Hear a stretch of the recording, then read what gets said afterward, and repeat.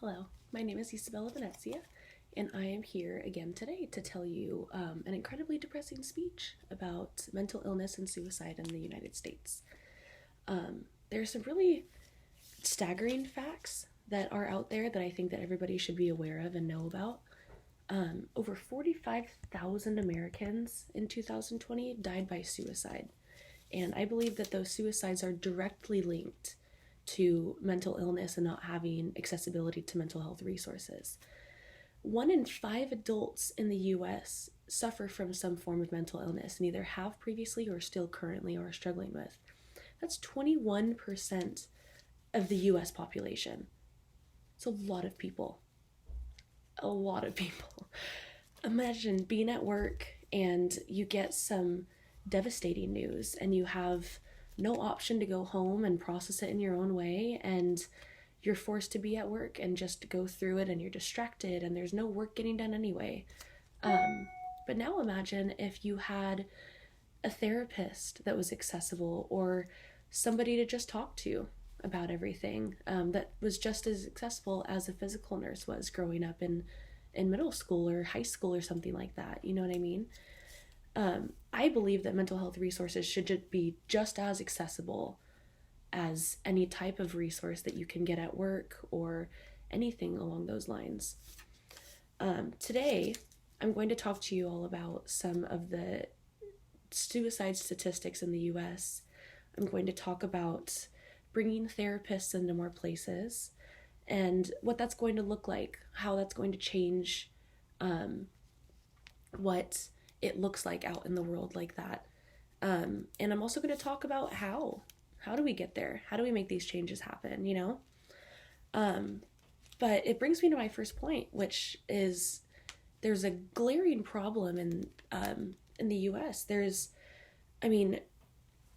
Suicide and mental illness run rampant. In 2020, there were 1.2 million suicide attempts. 1.2 million. And I think that we need to stop stigmatizing mental health as a society, you know? It should be more well known that more people need to go to therapy, or more people, it's not just that they're sad, it's not just that they're lazy, they could be struggling with something severe. You know, you have no idea unless you go and figure out what's going on with you. I think that access should be a human right. I think if you're a citizen of the United States, I think that you should be allowed access to a therapist and mental health resources, especially for veterans who are among the highest victims of PTSD and depression in the United States. What is the solution that we have for this? I believe that we should fund having mental nurses in schools and colleges and workplaces. As I mentioned before, kind of similar to how physical nurses are there. If you trip and skin your knee, or if you cut your finger making an arts and crafts project, you go to the nurse. And I think that there should be a nurse who's there to field all of the mental boo-boos, the mental scratches and bruises and skinned knees that are still there and need to be addressed.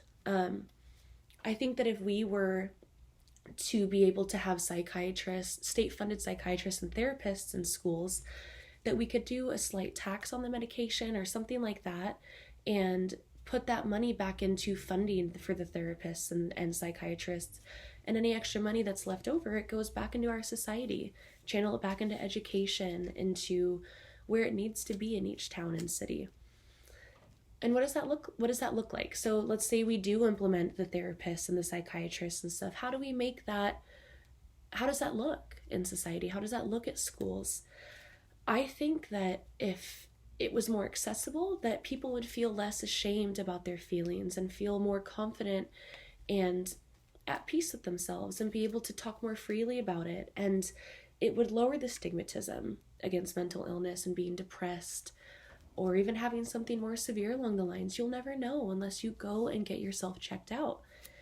And people are afraid to right now. And it's really sad. And I think that in this past year, we have made a big difference in addressing mental health and being more available for it, for other people, for the people around us. but we're still not where we need to be in it at all, in my opinion. I think if we had more resources, and if you were able to go to a therapist at work or a therapist at school, I think that it would lower suicide rates. I really do. And the taxes on the medication, that would help fund, I mean, so many things, into our roads, into our education systems, into our healthcare. I think it would really transform our society as a whole and the United States as a whole. But how do we get there? What do we have to do to get there? You know, it's easy saying these things and having a solution on paper, but what is that actually? How do we get there? You know, I am a firm believer that small changes lead to big changes. And if you bring awareness to it, to the right people, and talk about it more and bring more attention to it, loud voices are heard eventually. And you can start by talking or writing to your local politicians, you know. Talk to the mayor of Oceanside, talk to somebody who works on the council board or something like that. Those people bring the attention to higher up authorities and higher up politics in our state and in our country. And those are the people that work in legislation and get these laws passed. You can also write petitions and go around for signatures at schools and colleges and workplaces and help bring more awareness to this. But yeah, I mean, today in conclusion, we talked about some of the realities of mental health and suicide in the United States right now, and are really sobering statistics. It's really upsetting to hear sometimes what people struggle with. We talked about how to address this problem by bringing more therapists into the workplace and taxing the medication to fund it. We've talked about how it's actually going to look and the correlation between mental health resources and lowering suicide rates, and how to make it happen by going to your politicians, by talking about it more, by just bringing awareness to these issues, and by doing your part, and by showing up for your friends, your family, anybody who struggles with mental illness. You will save a life, and I can guarantee that. Thank you. Bye-bye.